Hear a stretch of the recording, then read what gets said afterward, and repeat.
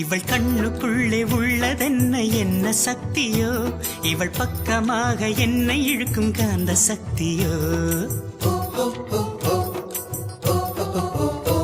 இவன் கைகளிலே உள்ளதென்ன மந்திர கோலோ, இவன் தொட்டவுடன் உயிர் தெழுந்தது மங்கையின் உடலோ. காதல் ஒரு பரமபதம், கண்ணிரண்டில் தாயம் விழும்.